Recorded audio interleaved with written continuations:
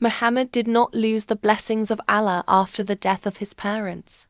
It was Allah's grace that Muhammad had a grandfather who was as kind to him as his parents. Then he had an uncle who never let him feel like an orphan. When grandfather Abdul-Muttalib died, Abu Talib took care of Muhammad. He was the son of Abdul-Muttalib and the uncle of Muhammad. Before his death, Abdul-Muttalib made Abu Talib Muhammad's guardian and bequeath to take care of Muhammad and spare no effort in his well-being. Abdul-Muttalib had many wives. There were 10 sons from these wives. Abu Talib was neither the eldest nor the richest among the brothers, but he was the bravest. He was also the most noble. He was very good-natured. Muhammad's father Abdullah and Abu Talib were half-brothers. The rest of the brothers were from other wives, so it is not surprising if the father put this responsibility on Abu Talib, and it was bequeathed to him. Like Abdul-Muttalib, Abu Talib also trusted his nephew. Always with him. He would sleep with him when he slept. He would take him when he went somewhere. In front of Muhammad, he did not worry about their lives, nor about their children. Why did he love Muhammad so much? Muhammad was in front of his eyes day and night. He was seeing that there was truth and honesty in him. There is nobility and purity. Talk is evidence of intelligence. Each thing indicates happiness and good fortune. 4 years passed under his uncle's tutelage. The body continued to develop. By the time he was 12 years old, he had gained a lot of strength and energy in his body. He had an extraordinary depth of intellect. Intelligence was good. There was immense greatness and elevation in the soul. He was full of feelings and awareness. At the same time, when Muhammad was about 12 years old, Abu Talib planned to go on a trade trip to Syria. The journey was far and the road difficult, so there was no idea of taking Muhammad along. But when he started going, Muhammad hugged his uncle. Abu Talib thought, the journey is difficult, but the nephew is also smart. And thinking this, he gladly agreed to take him with them. The trade convoy departed. Muhammad was also in the caravan. On the way, he used to think about what he saw. Whatever he heard, he thought about it and kept it in his mind.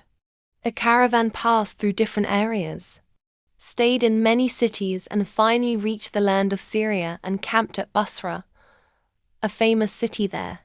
There was a monk named Bahira in Basra. There was a shady spot near his church. Quraysh traders used to stay there. Whenever they reached Basra, they would stay and rest for a while, then meet the vendees and merchants. This caravan also stayed at the same place, and everyone got busy with their work. Someone was very tired, so he sat down for little rest. Someone was hungry, so he spread the table and sat down. Someone started fixing his merchandise to dispose of it as soon as possible. It wasn't too late.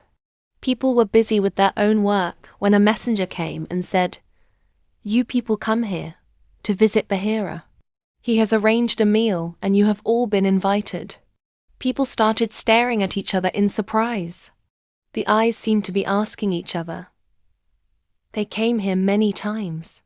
They stayed and left, but Bahira did never ask, "Why has he become so kind today?" Whatever they did, the invitation was accepted and all the people left under the guidance of the messenger. However, only Muhammad remained. He didn't go, because he was still a child. Bahira warmly welcomed everyone, sighed, "Brothers, I want you all to eat with me today, and none of you should be left behind." The people of the caravan said, "We all came. A little boy was also with us. We left him there." Bahira said, "No, the boy is there. Call him too. He will eat here too." Their surprise increased even more that one invited them against the norm, then also the insistence that no one should be left. So they asked, "Bahira, what's the matter that you have invited us today? You never used to do it before." Bahira said, "You people are guests. Come and stay in our neighborhood. You have a right over us. I wanted to be humble for your people's sake. What can be said? They said, Bahira, there must be something. Then the messenger went to the camp of Abu Talib and brought Muhammad with him. Bahira and all the guests were sitting and waiting for Muhammad. When Bahira saw Muhammad, he froze and kept looking at him. Everyone ate and spread around. At that time, Bahira came to Muhammad and said, Son, by Lat and Uzza, whatever I ask, give answer to me. Muhammad said, Do not swear by damnation. Bahira said, By God, whatever I ask, everything will be answered. He said, Ask, what do you ask? Now Bahira started asking Muhammad various questions about him. Asked about some mood and state of health. Inquired about some habits and manners. And Muhammad continued to answer all his questions. Meanwhile, Abu Talib came to take Muhammad. Bahira asked, Who is this boy of yours? Abu Talib said, This is my son. Bahira said, How can this be? This is not your son. This boy's father is alive? This cannot be. Seeing Bahira's information about Muhammad, Abu Talib was stunned. Saad, Yes, he is my nephew. Bahira said, And his father?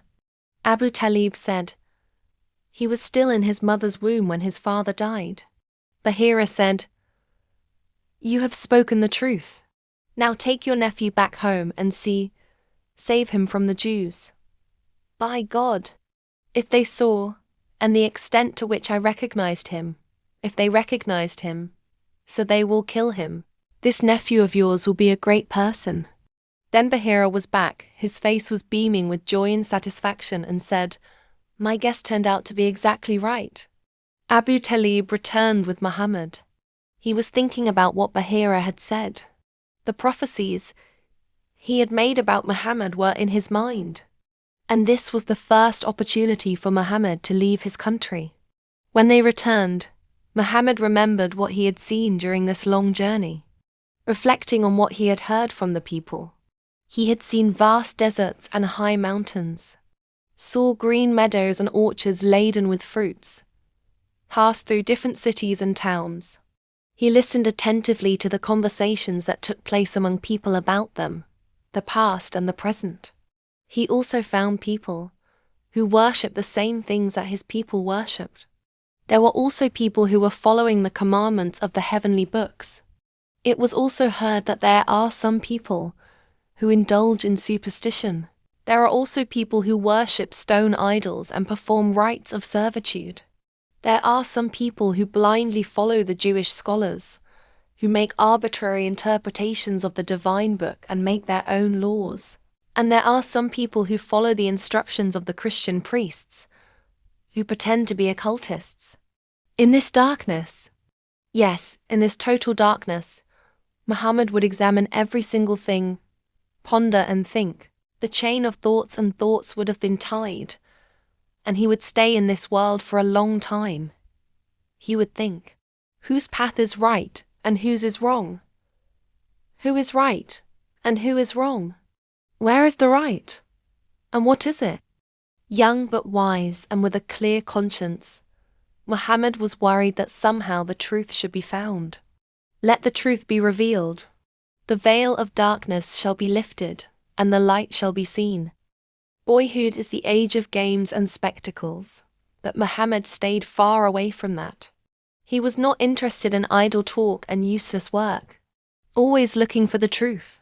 He used to be worried that something would be known, that there would be some guidance, find any such sign that would give a clue to some reality. He also used to go with the family members to Akkaz, Majna and Zimaz. These were the famous bazaars of Arabia, located near Mecca. These bazaars were held in holy months, in which war and bloodshed were prohibited. The ongoing wars would stop. The burning flames of revenge would be extinguished. And these were 4 months of sanctity. All kinds of things are sold in these markets during Dhul Hijjah, Muharram, and Rajab, Arabic name of months. Goods from abroad were also brought and sold. Apart from this, poetry gatherings were held in them. Speakers would show the essence of their speeches.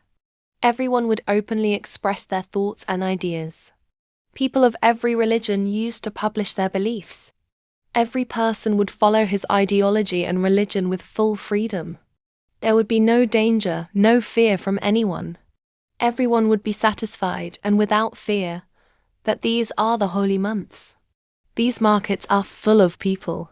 There are different types of people in them. There are inhabitants of places. In such a situation, Muhammad would have had a great opportunity to meet people, understand their thoughts and beliefs, and examine their words and actions. And it would be easy to decide who is on the right path and who is beyond it. Then, when Muhammad was in solitude, he would present all the things in a reasonable manner. He would take note of what seemed right and discard what seemed wrong. From the age of 12, Muhammad started herding goats. It helped him to think more. It was his favorite pastime. Some family members had goats and some clan members. Taking them, he would go away towards the hills and plains, where the goats would have a chance to graze freely, and his soul would have a calm and serene atmosphere. There would be a wide field in front of him for thought and vision, for contemplation and deliberation. The vast universe of Allah was open before him like a book. He would travel through it and try to understand its signs. Thus Muhammad spent his boyhood days and youth years. Like other boys and young men, he was not interested in games, jokes, useless talk, and purposeless actions. Even at that young age, he had the insight and foresight of an adult. It was a childhood incident. The walls of the Kaaba were being built. The children took off their aprons and put it on their shoulders, and then they would take the stones. But he tied it tighter. Uncle Abu Talib said, "Look at the children. They have put their aprons on their shoulders, and now they are bringing stones without pain. Do the same. Then the shoulders will not hurt." He wanted to do so because of his uncle's advice, but he swooned due to his great pudicity. There was another boyhood incident. It was a common custom in Mecca that people would gather at night after taking leave from their work, and there would be festive gatherings. There will be interesting entertainment programs. Storytelling was an important part of this program. Someone who was good at this art would start narrating stories and people would sit up all night listening to them. It was like a cultural program of that time. A colleague also provoked Muhammad. "Muhammad, one night you also enjoy this party." It was the time of youth. The partner said more, so he became ready. The partner used to herd goats with Muhammad. Muhammad said, "Okay, tonight you take care of my goats." Then he walked towards gathering to participate in this entertainment program. A song was coming from a house on the way. He stopped and listened. After some time he began to feel sleepy and fell asleep. When he opened his eyes, it was day. The heat of the sun had increased. He returned to his companion. The companion asked, "Tell me, how was the night, Muhammad?" He said, "What should I tell you? I was going and heard a song being sung somewhere on the way. The song was very pleasant. The voice was also very sweet. I thought that I should listen to it for a while, but I fell asleep when I sat down. Then, when I opened my eyes, it was already morning." The second night, his companion urged him again, "Don't miss this opportunity today." So he left, but he was on his way when he heard a song. The song was very comfortable. He then sat down to listen. It seems as if the voice is coming from the sky. He fell asleep after a while. He made this kind of intention only twice in his 40 years of life, but both times God saved him, that his glory is beyond these vanities. After that, never even in his dreams did such an idea came to him, and no such thing ever happened which would cast a shadow on his trust and honesty, or hurt his chastity. Muhammad was a figure of modesty. He was the highest model of chastity. He was famous throughout the nation for his truthfulness. He was an example of honesty and integrity. If the people of Makkah gave Muhammad the title of Amin, Great Trustee, then it is not surprising. Yes, not at all. This title adorned Muhammad, and only adorned him. Muhammad learned archery in his youth. When he was young, he mastered the art of warfare. In the meantime, there was a war of Fujjar. This war was fought between Quraysh and Hawazin, and was a historic war. Very scary and devastating. The land of Arabia had never seen such a war. This war went on for years. Muhammad was also there to participate, but he did not raise his hand against anyone. Many families were destroyed in this war.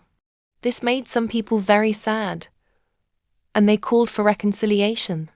Finally, an agreement was signed between the two parties.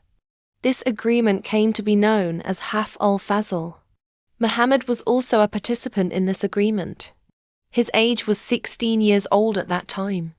Respite from the war, the people of Makkah again returned to their old state. Now it was the same blood and play, and it was the same fun. Gambling and drinking parties flourished, and people started giving lavishness. And Muhammad? He would take the sheep and go out into the plains as before. There would be an open air and a soulful atmosphere. The eyes looked after the goats and the soul flew in the vastness of the universe. This was his life. This was his day and night. These were his hobbies and interests. It was a source of peace and comfort for him.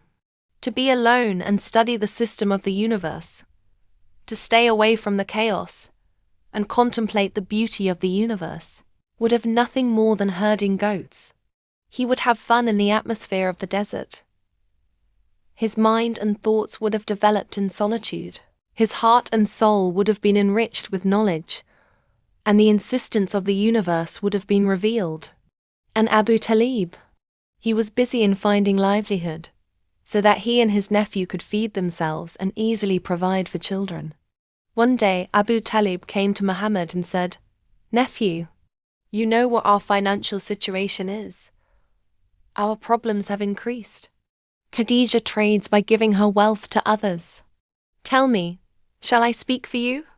Muhammad was 23 or 24 years old at that time. He said, "Uncle, whatever you say I approve." Khadija was a lady from a very high family. Her chain of ancestries used to reach Kasay on the fifth back and join Muhammad. She was successively married to two nobles of Bani Makhzum. Both died and left a lot of wealth for Khadija. Then many nobles of Quraysh sent messages of marriage, but she rejected each one. Now she would live alone, invest her capital in business, earn good profits and lead a very prosperous life. When Abu Talib arrived, she was anxious for a man to trade with. Abu Talib asked, "Khadija, would you like to do business with Muhammad?" Khadija said, "Even if you had asked for an unwanted man, I would not have refused." "Then how will I refuse for Amin?" Abu Talib returned to Muhammad and said, "Muhammad, go. Allah has arranged employment." The caravan was ready to go to Syria. Muhammad was also in it. He was accompanied by Khadija's slave, Maysra. All of Muhammad's uncles came to see him off. Abu Talib was ahead. When they parted, all of his uncles said with great affection, "May God bless this journey, bless the trade and bring you back safely." They also bequeathed to Maysra that Maysra, "Take care of Muhammad. Do not let anyone suffer." The caravan departed. On the way, all the things that he had seen in the earlier journey kept coming up again. The caravan reached Syria, and then stayed in the city of Basra. As many people as there were in the caravan, Muhammad received the sympathies and good wishes of all. Muhammad was also the best traveling companion and a blessing to them. Maysra was Khadija's slave. He treated Muhammad as if he was Muhammad's slave, loved immensely, took care all the time. Whatever goods were with him, Muhammad traded with great success, like a smart, experienced and tactful person. If he sent something to someone's hand, then with great courtesy. If he deal with someone, then honestly. Exchange something with someone, so with great honesty. Then they returned, and brought all the things that Khadija had wanted, and the goods that she had ordered. Did his routines get lost in these business engagements? No. He used to sit in solitude and ponder. People's conditions were different. Their religions were different. Their beliefs were different from each other. He would weigh everyone in the scales of reason. Who is right among them? How true is that?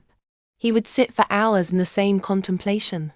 Near where the caravan was encamped, there was a very big tree. One day Muhammad was sitting under it as usual. Maisra was busy with some work here and there. There was a church nearby.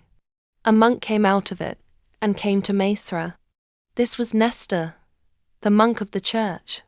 Maisra used to come here every year for trade, so Nestor was well acquainted with him.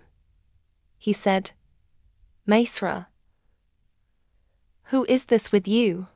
Maisra said, "A young man from Quraysh." The monk said, "What qualities did you see in him?" Maisra replied, "Honesty, purity and cleanliness, gentleness and good manners, being immersed in the ocean of thoughts and ideas, studying the universe with eyes and imagination." Nestor eagerly asked, "What kind of eyes are his?" Maisra looked a bit nervous, said, "The eyes are black and wide. There are red lines in the white part. The eyelids are black and thin, also big, which make the beauty of the eyes even higher." Nestor, who was now intending to come to Muhammad, said, "Maisra, whoever stays under this tree and has these qualities in him, he can be a prophet." Then he came to Muhammad and started asking him questions about the religions that were practiced among his people.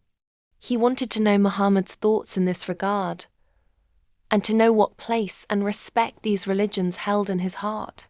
Muhammad denied them and was most disgusted, since his religion was Christian. So now he questioned about that too. Muhammad explained all the good or bad things in it. The caravan returned to Makkah after a few days. When they reached Mar-e-Zaran, Maisra said, "Muhammad, go to Khadija quickly and tell her the good news of success." So Muhammad set off on a camel and reached Makkah in the afternoon. Khadija was in the upper house at that time, enjoying the cool breeze. All of a sudden she saw someone riding a camel, and the camel is speeding on the hot sand. Khadija fixed her eyes on the rider to recognize. "Who is he?" That rider came a little closer, and saw that it was Muhammad, moving very fast towards her house. When Muhammad arrived at the door, Khadija greeted him warmly and expressed her joy at his safe return. Then Muhammad told the whole story of the journey in a very good manner. He also told about the business that what was sold. Khadija was listening to the whole story with full interest and passion. Muhammad's words made her very happy. His eloquence touched her heart, and his honesty and truth captivated her. Then this time the trade was extremely blessed, so much so that it had never happened before. She was very impressed with that too. Then Maisra came, and hearing Muhammad's situation from his mouth, the heart was filled with joy. And then there was so much surprise and joy, so much that there was no end.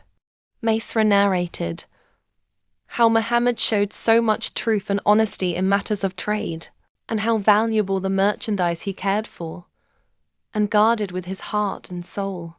Then he narrated the story of Nestor and the good news he had given about Muhammad.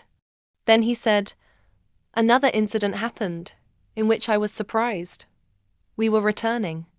I had 2 camels with me. Both of them were tired. I was far behind. I was afraid that the caravan would not move forward, and I would be left alone.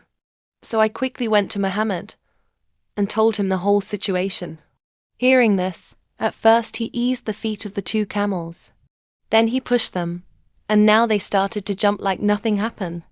Khadija was very surprised, said, "Brother, he has very strange features." Now it was impossible for Khadija to ever forget Muhammad, or didn't think about him. Now she had a great love for Muhammad, and wished to somehow make this honest and righteous young man his life partner. She was this Khadija, yes, this same Khadija, to whom the great nobles of Quraysh had sent messages of marriage. And she had rejected every one of them. Yes, had rejected and turned away carelessly. But at that time, this desire grew so much that Khadija could not keep it a secret, and told the close women also.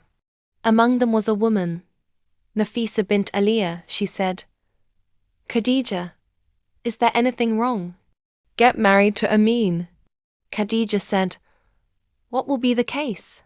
I am responsible for that," Nafisa replied. Then she came to Muhammad and said, "Why doesn't Muhammad get married?" He said, "What do I have?"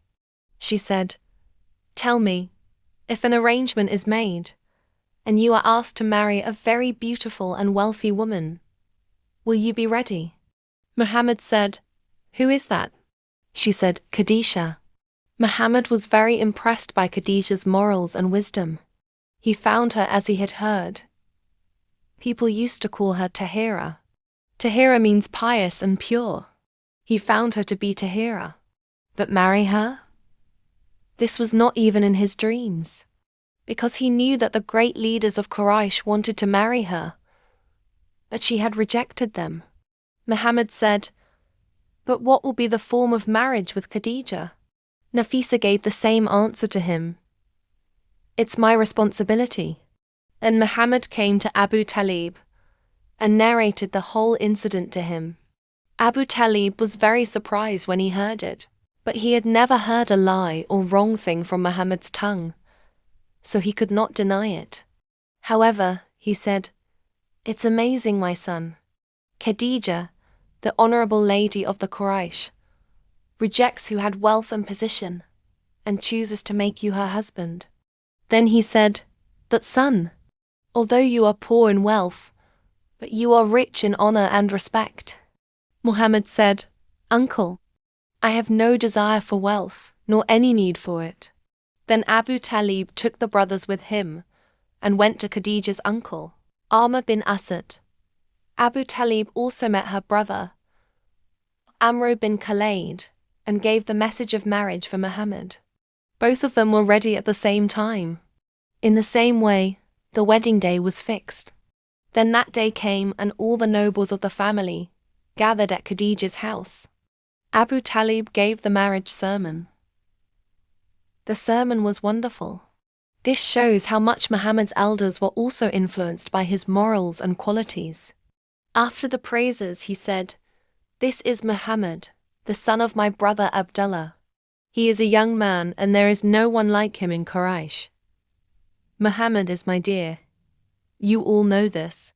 He wants to marry Khadija, the daughter of Khalid, and from my wealth, 20 camels set the dowry for her.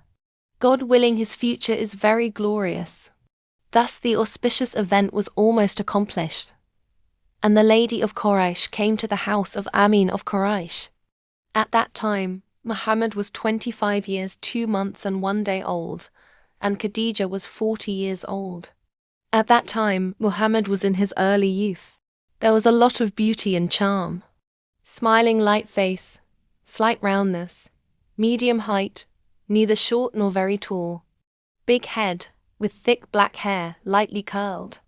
A broad forehead, which would have shown extraordinary greatness. Thin eyebrows, separated from each other, slightly arched and full, very pleasing. Long eyelashes, dark grey eyes, wide. A slight red in the white, which would have increased the attractiveness of the eyes unusually. Then the mixture of shame and modesty in the eyes. And a very innocent and charming way of looking, the nose somewhat high and austere. Slight dents in the front teeth. If used to talk, would shine like a pearl. It seems as if the light is boiling from them. A thick beard covering the face. Beautiful high neck. Chest broad. Distance between withers slightly greater than normal. Wide wrists, palms open and soft. Fingers fit and extended. Lightly seared shanks, nominal meat on heels. Soreness slightly deep. If walked, then with strength, just leaning forward and gathered his steps. The speed would be too fast. It seems to be going downhill. The face would be deep in thought, and the eyes would shine with pure thoughts and lofty feelings. The viewer would be mesmerized at first glance. Muhammad's life with Khadija was very happy. Her companionship was a relief to Muhammad. She was a very smart, experienced and sensible woman. She got to know her husband's nature and mood, his likes and dislikes, and always took care of him completely. She understood his sentiments and inclinations, his aspirations and interests, and cooperated fully with him and tried to facilitate him in every way. What were his tendencies? To always speak the truth, to do everything honestly, to avoid disturbances, to stay away from noisy gatherings, and to sit and meditate in solitude. Khadija took care of all these things. So there was no effect on Muhammad's routine. He would still go out into the same vast and soulful atmospheres. Now there is no need to take care of the goats, so there will be more harmony and satisfaction. As long as he wants, think about it.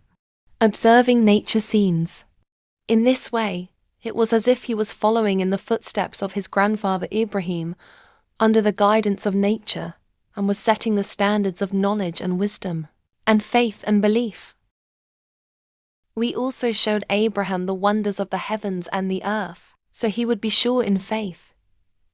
Surah Al-An'am verse 75. So did he ignore the rights of Khadija? No, it wasn't. If Khadija was a loyalist and a dutiful wife, then Muhammad was also an exemplary husband. Along with worship, he would also take full care of Khadija. He paid all his dues. He had full respect for her taste and nature. He would protect her wealth in every way, promote her trade. Therefore, Muhammad was a very beloved and righteous husband. For Khadija, there was great charm and vitality in his conduct. His company was very soothing and comforting for Khadija. Khadija preferred Muhammad to the rich and respected. She preferred to have him as his husband in comparison to those in positions of authority. She had a very good opinion of him. She was very hopeful for him. Yet how fortunate she must have been. Muhammad was a loner, but he also interacted with people, interested in their affairs, listened to their words very carefully, often keeping silent, never speaking unnecessarily. Do not talk to anyone and get confused with people. Whatever he said, it was very short, and to the point. It would also have elegance. Elegance would also have delicacy. With a smiling face, very charming and pleasant to look at, the talker would be captivated. This smile sometimes turned into laughter. Because of these qualities, people would give weight to everything he said, respect his opinion and follow his advice. Mecca is surrounded by a series of hills, and in the center is the Kaaba.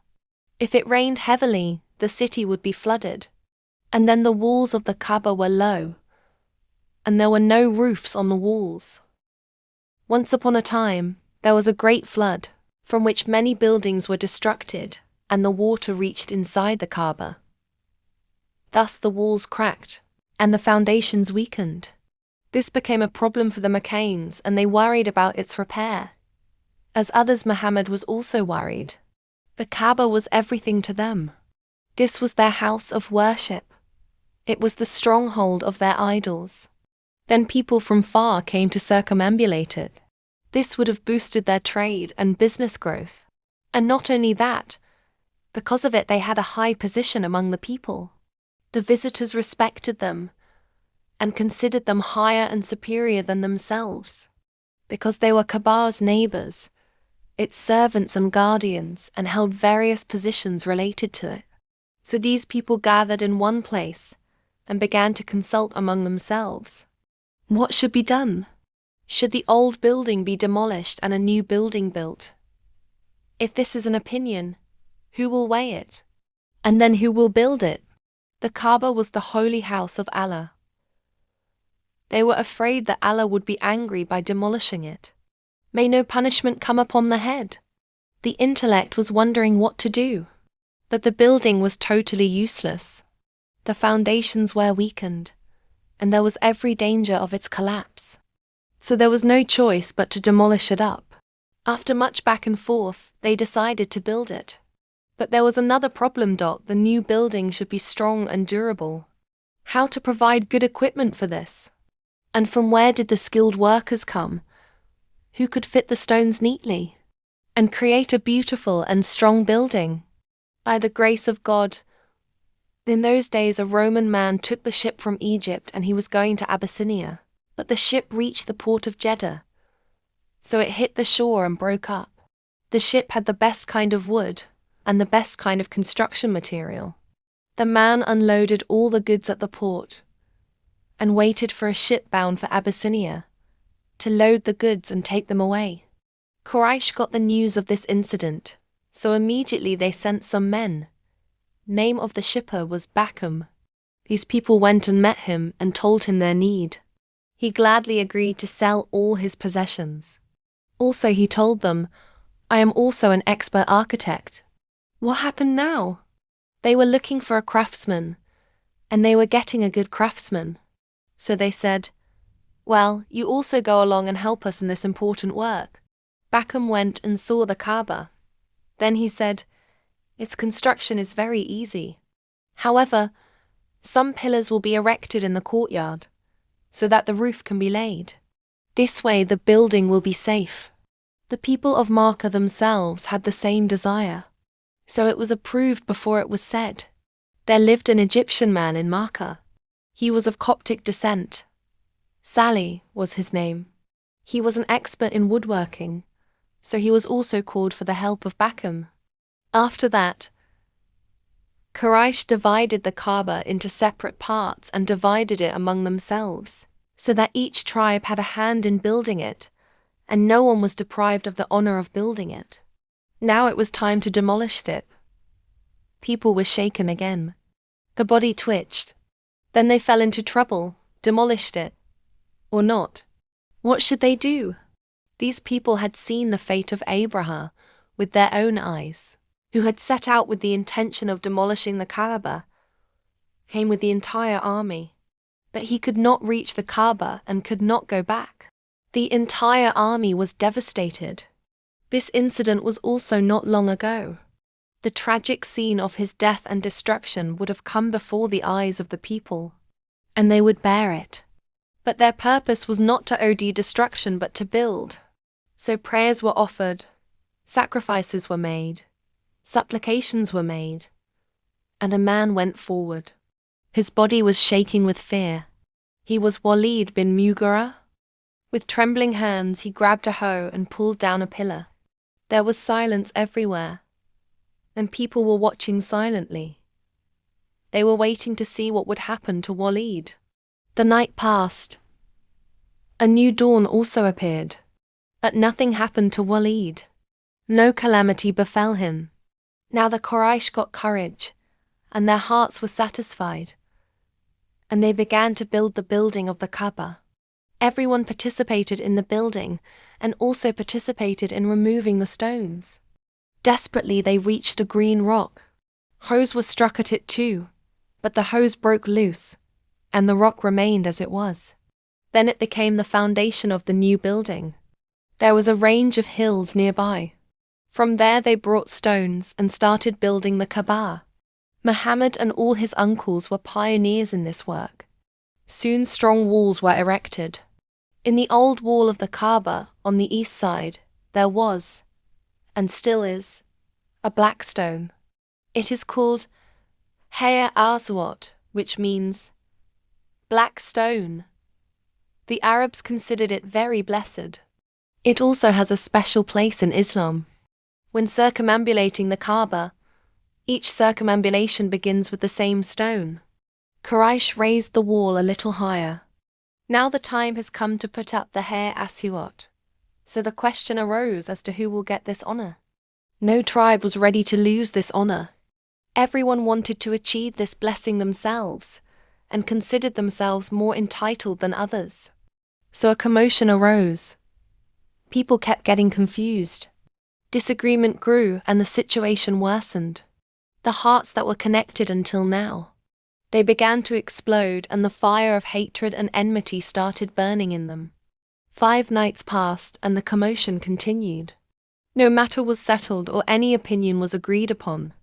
The situation became dire, and people were ready to fight and die. Bani Abdul Dar and Bani Adi were 2 famous tribes. They bonded, and both vowed not to let this honor slip away under any circumstances. No other tribe will be allowed to come near Kaaba. There was a custom in Arabia that if one vowed to give his life, he would keep a cup full of blood, and those who vowed would dip their hands in it. They also performed this ritual on this occasion. Then the sword came out of its sheath, and it happened that now the sword will decide this dispute. At that time, Abu Umayyah bin Mughira got up. He was the oldest man of Quraysh. Everyone was polite and respectful to him, and bowed before his words. He made a great vow and said, "My brothers, you are all equal in honor and chieftainship. Do not quarrel among yourselves for no reason. Act with wisdom and understanding, and take my word. The first Qurayshi who will enter from Bab al-Safa, leave this decision to him." Everyone accepted this opinion. The Kaaba is surrounded by the 4 walls of the Haram Sharif. One of its gates is called Bab al-Safa because it leads to Mount Safa. Everyone turned their eyes on Bab al-Safa and waited to see in whose hands the decision of their fate would fall and how he would solve this dilemma. Behold the Lord's charisma. After a short while, a handsome young man appeared from Bab al-Safa. He was coming fast. Everyone shouted at the sight, "Amin! Amin! Accept the decision of Muhammad Amin." How much confidence the nation had on this young man. There is no one in the entire nation who doubts his integrity. No one hesitates to accept his decision. Let's see what role he plays today on this critical occasion. The people eagerly rushed forward and sought a decision from Muhammad. He said, "Bring a cloth." When the cloth came, he spread it. Then he picked up the hair aswat and placed it on the cloth. Then he said, "Let the head of each tribe hold one corner and lift it all together." So the heads of the tribes went forward. They took hold of the corners of the cloth and brought it to the place where the stone was to be placed. Then he picked it up himself and put it in its place. People jumped with joy and a wave of happiness spread everywhere. How complex was this problem, and how easily it was resolved. No one was deprived of this honor.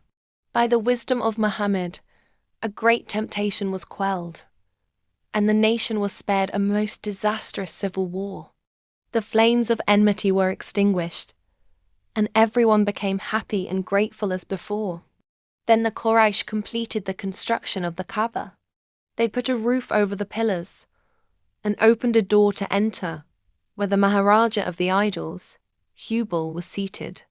By that time, 35 springs of Muhammad's life had passed. How true Muhammad was! How loved in the nation!